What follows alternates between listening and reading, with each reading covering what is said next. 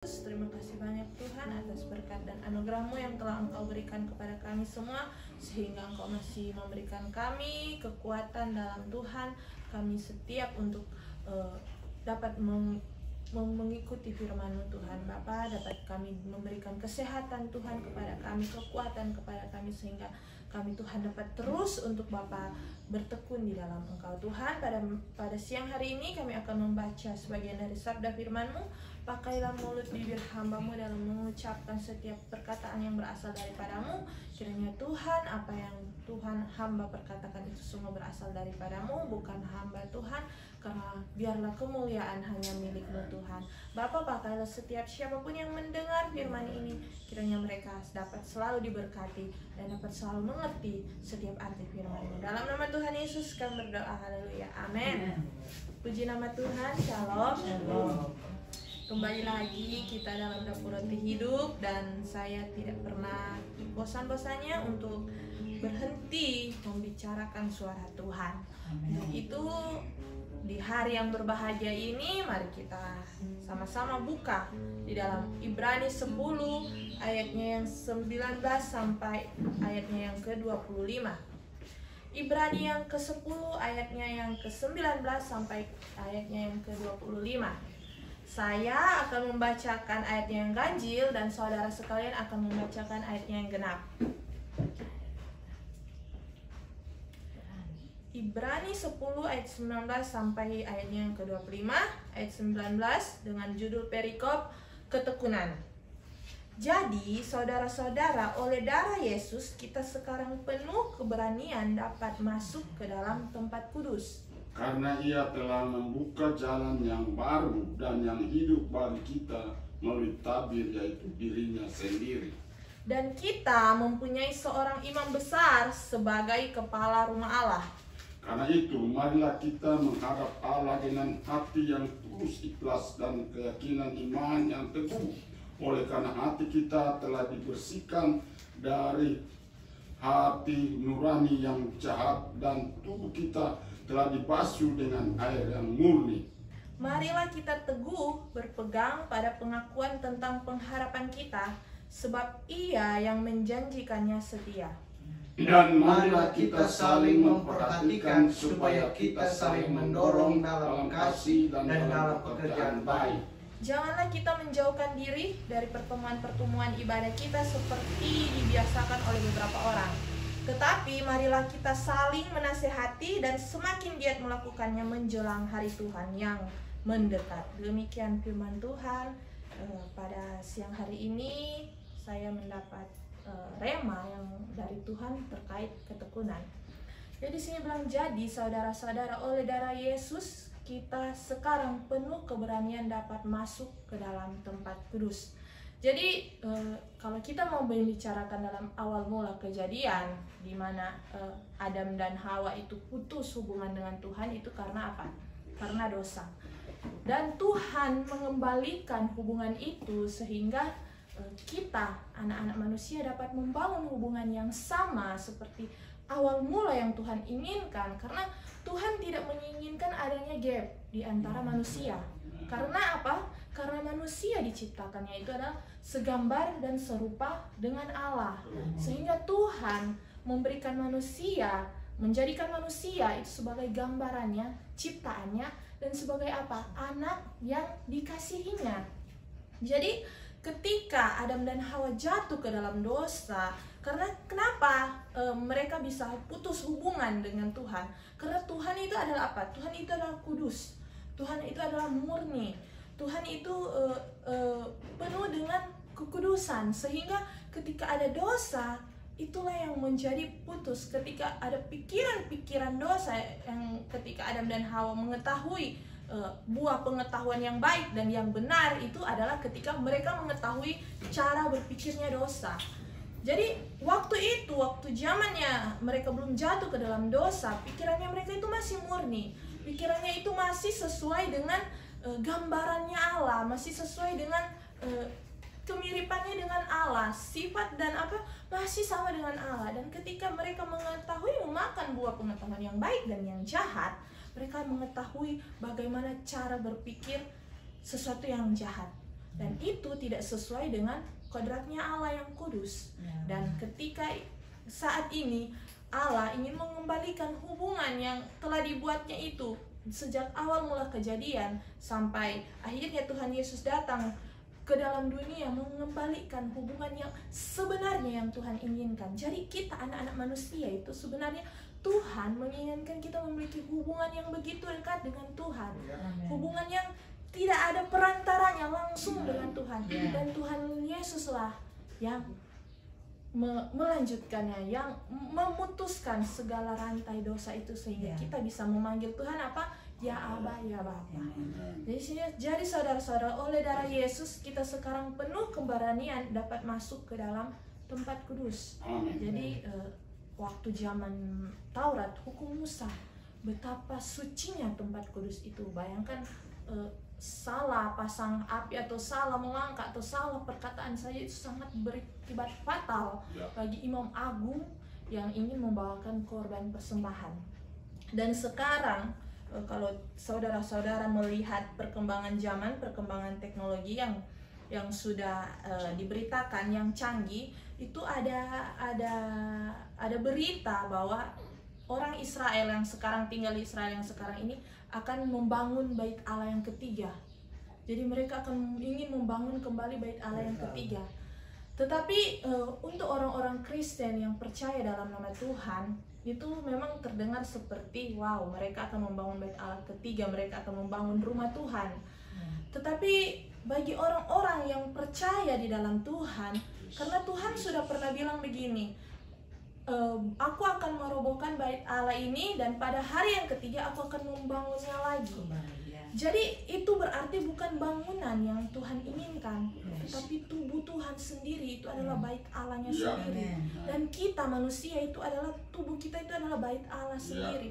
Jadi ketika ada hal-hal yang mengganggu, istilahnya di luar dari rencananya Tuhan, jangan kita terpengaruh dengan hal itu. Karena iblis itu seperti malaikat terang yang menyerupai. Mereka bukan terang itu sendiri, mereka hanya menyerupai dan menipu umat manusia. Seperti mereka berjalan kebenaran tetapi sebenarnya tidak, saudara-saudara. Di sini bilang karena ia telah membuka jalan baru dan yang hidup bagi kita melalui tabir, yaitu dirinya sendiri. Ya, yang kita tahu Tuhan itu Allah dirinya sendiri, dan kita mempunyai seorang imam besar sebagai kepala rumah Allah. Jadi jangan terkecoh ya saudara-saudara dengan apa yang akan terjadi sekarang. Jangan terkecoh karena Tuhan sebagai imam besar yang agung, yang mempersembahkan korban yang begitu kudus itu kepada Allah Bapa itu sudah ada. Dan kalau mau membangun kembali bait Allah yang ketiga, lalu siapa yang akan mereka angkat sebagai imam besar? Karena pastinya segala proses prosedur itu pasti akan sama dengan apa yang di Taurat Musa, sedangkan Tuhan sudah menyempurnakan itu lewat karya di kayu salib 2000 tahun yang lalu. Dan ketika kalau ada bait Allah yang ketiga, berarti manusia ingin menggantikan peran Tuhan yang sudah Tuhan lakukan, dan itu sangatlah berbahaya ya kalau di dalam ini mereka istilahnya mau menjadi sama seperti Tuhan, dan itu sangat berbahaya. Jadi jangan sampai saudara-saudara terkecoh dengan apapun yang terjadi dalam dunia ini. Dan kita mempunyai seorang imam besar sebagai kepala rumah Allah. Karena itu marilah kita menghadap Allah dengan hati yang tulus ikhlas dan keyakinan iman yang teguh. Oleh karena hati kita telah dibersihkan dari hati nurani yang jahat, dan tubuh kita telah dibasuh dengan air yang murni. Jadi kembali lagi korban yang penghapusan dosa itu yang dibawa oleh bangsa Israel dulu, burung tekukur, lembu sapi, burung merpati. Sekarang Tuhan mempunyainya apa? Hati yang tulus ikhlas untuk datang ke hadirat Tuhan. Ini kan betapa mudahnya Tuhan menyempurnakan, mengembalikan sesuai dengan aturannya Tuhan, tetapi manusia tetap saja ingin menyulitkan diri, ingin menyulitkan. Itu apa? Itu adalah bentuk kesombongan manusia. Jadi ketika Taurat itu diturunkan, itu bukan karena kemauan Tuhan, Tetapi itu justru karena kemauan manusia. Karena waktu itu mereka bilang begini, umat Israel bilang begini, berikanlah kepada kami aturan itu karena kami mampu melakukannya. Jadi kesombongan itulah yang membawa manusia menjadi lebih jahat. Karena apa? Tuhan tahu standarnya manusia, Tuhan tahu kekuatannya manusia karena Dia yang menciptakan kok. Lalu kenapa manusia menganggap dirinya lebih hebat? Jadi memang karena itu kita menghadap Allah dengan hati yang tulus ikhlas dan keyakinan iman yang teguh. Jadi hati yang tulus ikhlas memang betul-betul hati kita itu hanya ingin menghadap kepada Tuhan. Memang betul-betul hati kita itu hanya ingin bertujuan, hanya ingin untuk menyembah Tuhan. Jadi itulah yang ingin Tuhan inginkan dalam hati kita, dalam pikiran kita, dalam setiap perilaku kita, semua hanya mengarah kepada Tuhan. Dan di sini bilang karena hati kita telah dibersihkan dari hati nurani yang jahat dan tubuh kita telah dibasuh dengan air yang murni. Marilah kita teguh berpegang pada pengakuan tentang pengharapan kita sebab Ia menjanjikannya setia. Jadi pengharapan di dalam Tuhan. Karena banyak hal yang kita tahu yang Tuhan sudah beritakan pada zaman Tuhan Yesus ada di dalam dunia ini selama 3,5 tahun. Banyak firman yang telah Tuhan beritakan kepada kita. Dan kalau kita tidak membacanya, kita yang sendiri yang rugi. Kalau kita tidak mau mengerti firman Tuhan, kita sendiri yang rugi. Karena kebanyakan yang Tuhan perkatakan itu adalah tentang perumpamaan. Hampir rata-rata khotbah-khotbah yang Tuhan Yesus katakan itu semua tentang perumpamaan. Yang artinya apa? Saya pikir, ini menurut saya, kenapa Tuhan Yesus memberitakan dengan perumpamaan? Karena iblis itu tahu mengerti bahasa manusia. Karena kenapa sampai bahasa roh itu diberikan oleh Tuhan Yesus sebagai penolong, agar iblis tidak bisa mencuri apa yang kata-kata kita yang akan disampaikan kepada Tuhan. Hanya Tuhan dan kita yang tahu. Nah, kenapa Tuhan memberitakan firman melalui perumpamaan? Karena kalau misalnya kita mendengar itu dari orang-orang lain, mengerti arti dari firman Tuhan berasal daripada orang lain, kemungkinan iblis dapat membelokkan arti yang sebenarnya. Tetapi kalau kita dapat mengerti sendiri maksud Tuhan, membaca firman dan mengerti sendiri tentang perumpamaan yang Tuhan telah katakan, dan kita mendapat hikmat dari Tuhan, kita akan mengetahui itu dengan secara benar. Karena apa? Karena firman Tuhan itu adalah hidup. Firman pada mulanya adalah firman, dan firman itu telah menjadi manusia. Jadi tidak ada yang dapat membelokkan apa yang menjadi pikiran kita ketika kita membacanya sendiri. Jadi betapa pentingnya kita harus mengerti sendiri arti dari firman itu sendiri. Arti dari firman, arti dari perumpamaan yang Tuhan katakan. Jadi betapa pentingnya. Dan juga di yang ke 24, dan marilah kita saling memperhatikan supaya kita saling mendorong dalam kasih dan dalam pekerjaan baiknya. Inilah yang Paulus katakan kepada kita tentang arti dari ketekunan, tentang arti dari korban darah Yesus. Dan saya juga melanjutkannya kepada saudara sekalian agar apa? Kita dapat mendorong dalam kasih, untuk belajar bersama, untuk bertumbuh bersama dengan Tuhan Yesus dalam ketekunan, dalam iman dan pengharapan. Dan ayat yang ke-25, janganlah kita saling memperhatikan supaya kita ayat yang ke-25, janganlah kita menjauhkan diri dari pertemuan-pertemuan ibadah kita seperti dibiasakan oleh beberapa orang, tetapi marilah saling menasihati dan semakin giat melakukannya menjelang hari Tuhan yang mendekat. Jadi kehidupan kita bukan berarti Tuhan sudah menebus dosa kita dan enggak apa-apa kok tanda ibadah. Justru ketika kalau kita mengetahui betapa Tuhan telah menebus dosa kita, kita semakin rajin untuk beribadah. Kita semakin giat untuk beribadah. Kita semakin memperoleh kerinduan untuk beribadah. Kalau enggak beribadah, kita rasa kayak ada yang kurang dalam kehidupan kita. Itu yang akan terjadi kalau orang-orang yang benar mengalami Tuhan. Kalau yang orang hanya sekedar sepintas selalu seperti Tuhan sudah mengumpamakan seperti firman yang benih yang ditabur di ada yang ditabur di tanah yang subur, ditabur di tanah yang berbatu-batu, di pinggir jalan, di semak duri. Nah, seperti itulah manusia. Karena kita tubuh Tuhan itu terbuat dari tanah, dan benih itu adalah firman Tuhan yang ditabur di dalam manusia. Dan tergantung manusia itu sendiri yang menerimanya seperti apa. Kalau mau menerima kalau tubuh itu di tanah yang subur, tubuh kita adalah tanah yang subur, yang mau menerima firman Tuhan, yang mau membuahkan firman Tuhan, yang mau bertumbuh dalam firman Tuhan sehingga menghasilkan buah. Jadi benih itu firman, tidak mungkin benih yang ditanam itu hanya menjadi benih-benih saja, tetapi dia akan menghasilkan buah, dia akan bertumbuh menjadi tunas, jadi pohon, dan menghasilkan buah. Dan buah itulah yang kita lihat, karena Tuhan Yesus bilang apa? Lihatlah dari buahnya, dan bagaimana buah itu berbuah, kehidupan kita itu berbuah. Nah, seperti itulah tindakan kita, perilaku kita mencerminkan kita adalah anak-anak Tuhan. Di sini bang, janganlah kita menjauhkan diri dari pertemuan-pertemuan ibadah kita seperti dibiasakan oleh beberapa orang, tetapi marilah kita saling menasihati dan semakin giat melakukan menjelang hari Tuhan. Dan ayat yang ke-26 ini adalah warning bagi kita semua, karena di sini bilang, sebab jika kita sengaja berbuat dosa sesudah memperoleh pengetahuan tentang kebenaran, maka tidak ada lagi korban untuk menghapus dosa itu. Jadi hati-hati kepada saudara sekalian yang sudah menerima pertobatan dari Tuhan, yang sudah mengerti kebenaran, yang sudah tahu kebenaran, yang sudah tahu firman, tetapi melakukannya. Tuhan bilang apa? Karena tidak ada korban lagi untuk menghapus dosa itu.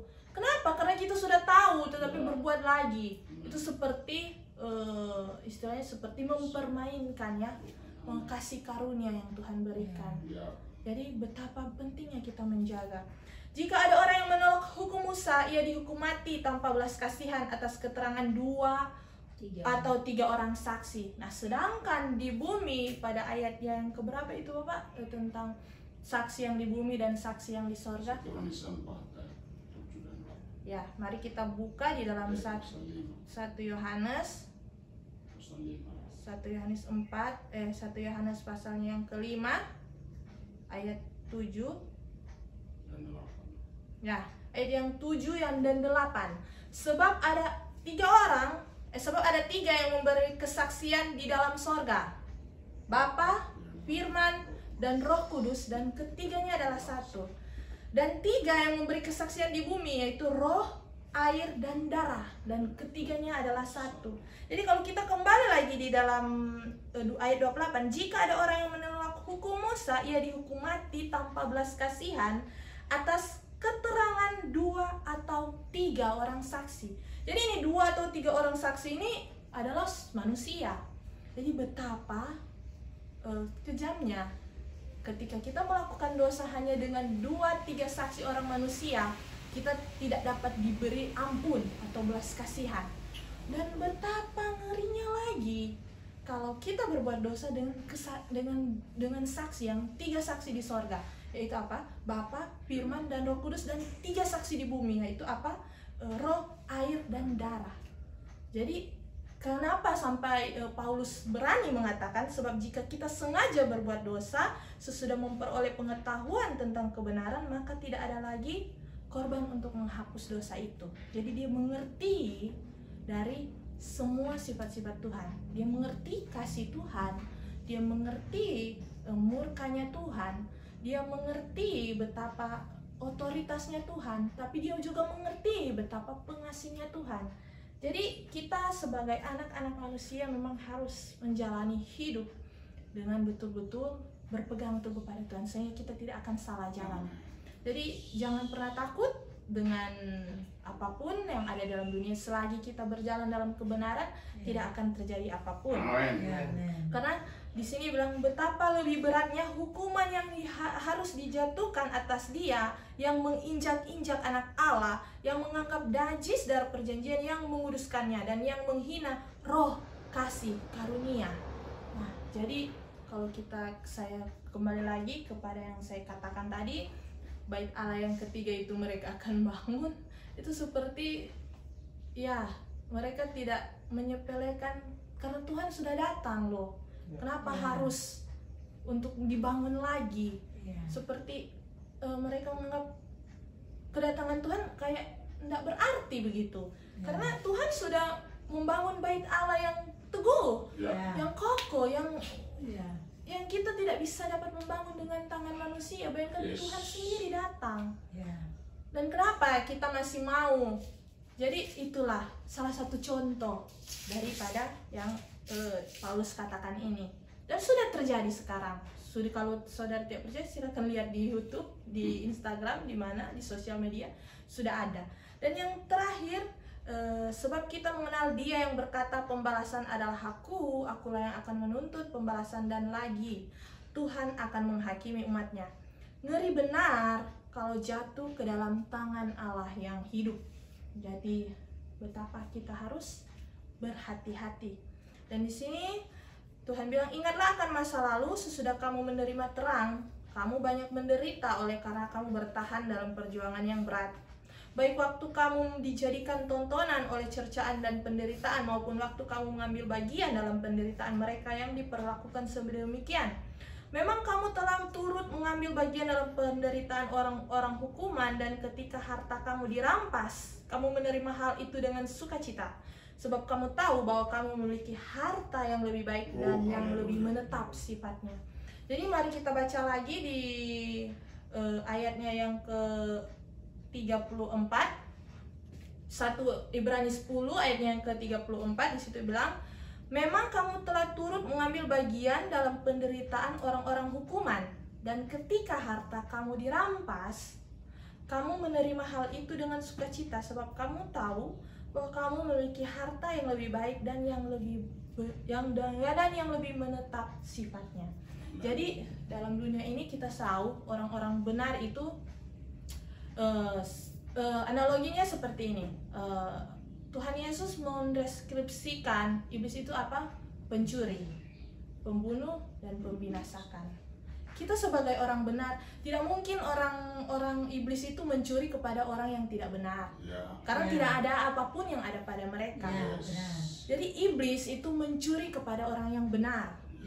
Mereka mencuri kepada orang-orang benar, entah itu apa, tetapi itulah yang dicuri oleh iblis. Karena bayangkan iblis mendapat kekayaan, kemuliaan, kehormatan yang dia tawarkan kepada orang-orang yang mau melayani dia, yang mau menyembah kepada dia. Dia bilang, apa yang kau mau? Oh, saya mau uang 5 miliar begini. Asal kamu bikin ini, bikin itu, bikin ini, perjanjian itu. Sudah, 5 miliar langsung ada. Dan iblis tidak mengambil itu kepada orang yang sama seperti mereka, karena mereka tidak mempunyai berkat. Iblis mengambil kepada orang benar. Jadi itulah kenapa ketika jangan pernah melihat sesuatu yang, kalau kita bilang di bumi itu, kenapa Tuhan bilang sesuatu yang bersifat kekal? Kenapa Tuhan selalu bilang sesuatu yang bersifat kekal? Karena ketika kita selalu melihat itu yang fana, kita akan termakan kepada dunia. Kita tidak bisa mengerti arti dari kekekalan itu sendiri. Nah, inilah sampai mereka bilang, karena bahwa kamu memiliki harta yang lebih baik dan yang lebih menetap sifatnya. Jadi artinya apa? Tuhan, harta yang sebenarnya yang Tuhan berikan itu adalah apa? Kekeluargaan, damai sejahtera, sukacita, keluarga yang teguh. Kita mengerti diri kita ini siapa, kita mengerti maksud Tuhan untuk kita di dunia ini siapa. Kita cukup dengan segala sesuatu yang Tuhan berikan. Karena di dalam doa Bapa kami, Tuhan mengajarkan makanan yang secukupnya. Tentang makanan yang secukupnya, bukan makanan yang berkelimpahan. Tuhan mengajarkan kita secukupnya. Jadi kita mengerti arti dari ungkapan syukur, mengerti dari berkat, sekecil apapun berkat Tuhan. Karena kalau kita melihat di dalam bangsa Israel ya, ketika mereka di padang gurun, 40 tahun mereka di padang gurun, Tuhan memberikan mana yang begitu banyaknya. Tetapi Tuhan bilang apa? Ambillah secukupnya sesuai keperluan satu hari. Kalau kita mengambil lebih, maka mana itu akan busuk. Nah, kalau kita kurang untuk mengambil, itu akan kurang. Jadi Tuhan bilang secukupnya. Nah, apa pelajaran yang didapati pada kita, pada umat Israel? Bahwa apa? Kita tidak akan serakah, kita tidak akan rakus terhadap tawaran-tawaran apapun. Karena kita sudah merasa cukup dengan apa yang sudah Tuhan berikan. Nggak akan mati kok kalau kita ambil lebih, kalau kita ambil apa, nggak akan bakal, kan sama saja. Nah, itulah berkat yang ingin Tuhan ajarkan kepada kita anak-anak manusia, bahwa segala sesuatu itu Tuhan memang memiliki banyak kelimpahan, kekayaan, kemuliaan, tetapi sesuai dengan taraf kadar yang berikan Tuhan, sehingga kita tidak akan terpengaruh dengan pengetahuan yang baik dan yang jahat itu. Nah, sehingga kita tidak akan tergolong dari tidak akan terpengaruh dengan intimidasi iblis. Karena apa? Karena kita mempunyai pertahanan yang teguh, yang kokoh, yang kuat dari cara hidup kita. Nah, dan ayat selanjutnya, sebab itu janganlah kamu melepaskan kepercayaanmu karena besar upah yang menantinya. Ini sama seperti yang saya katakan tadi ya, upah itu adalah hidup kita kekal di sorga. Jadi kita harus meraih kekekalan itu. Dan meraihnya itu ya seperti yang saya sampaikan kayak tadi. Sebab kamu memerlukan ketekunan. Nah, ini yang akan saya istilah kunci dari ayat ini.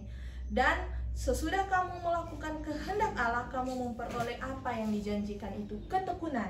Jadi ketekunan itu bukanlah berarti 1 minggu 1 kali, 1 bulan 1 kali, 2 bulan 1 kali. Kan seperti dia bilang tadi, janganlah kamu menjauhkan diri dari pertemuan-pertemuan ibadah. Nah, yang artian 1 minggu, 1 bulan. Ada yang cuma pergi ibadah itu pas hari Paskah, pas hari Natal. Ada yang hanya pergi ibadah itu hanya 1 bulan 1 kali, 2 bulan 1 kali. Tidak, di sini bilang ketekunan. Ketekunan yang berarti apa? Setiap hari bertekun. Kenapa waktu ada di ayat yang Paulus menjelaskan tentang olahragawan, bertekunan seperti olahragawan? Karena apa? Seorang olahragawan itu dorang jadi kuat, jadi atlet yang hebat, bukan karena dia punya, memang dia berbakat, tapi bukan karena dia bangun tidur langsung jadi atlet yang hebat. Tidak, dia memerlukan 5 tahun atau setidaknya 10 tahun sejak dari dia kecil sampai dia menjadi atlet. Itu memang dia hanya fokus untuk latihan. Nah, itulah ketekunan. Sama seperti kita orang Kristen, ketekunan baik dalam berdoa, membaca firman Tuhan, mendengar firman Tuhan, memuji nama Tuhan, itu adalah bentuk dari ketekunan, sehingga kita menjadi atlet yang menjadi pionir, menjadi anak-anak Tuhan yang istilahnya kuat, yang tekun, yang melebihi dari orang-orang. Karena apa? Karena kita sudah melewati ketekunan itu. Di sini memang kamu memperoleh apa yang dijanjikan itu. Sebab ayat yang terakhir, yang ayat 28 dan 29, sebab sedikit, bahkan sangat sedikit waktu lagi, dan ia yang akan datang sudah akan ada tanpa menangguhkan kedatangannya. Tetapi orangku yang benar akan hidup oleh iman. Dan apabila ia mengundurkan diri, maka aku tidak berkenan kepadanya. Jadi jangan, kalau kita hidup dalam ketekunan, pasti kita akan teguh imannya, karena kita setiap hari sudah bertekun di dalam Tuhan. Jadi tidak akan mengundurkan diri. Dan ayat yang ke-29, tetapi kita bukanlah orang-orang yang mengundurkan diri dan binasa, tetapi orang-orang yang percaya dan yang beroleh hidup yang kekal. Ini beroleh hidup dan pasti hidup yang kekal. Demikian firman Tuhan. Amin. Mari kita satu doa, kita berdoa. Terima kasih banyak Tuhan atas berkat-Mu pada siang hari ini, karena Engkau telah memberitakan firman yang begitu luar biasa dalam kehidupan kami Tuhan, sehingga kami dapat mengerti arti dari firman-Mu. Tuhan, pakailah hamba-Mu dalam memberitakan firman-Mu, agar siapapun yang mendengar dapat mengerti. Kiranya kita semua dapat beroleh ketekunan di dalam Engkau. Di dalam nama Tuhan Yesus kami berdoa. Haleluya. Amin.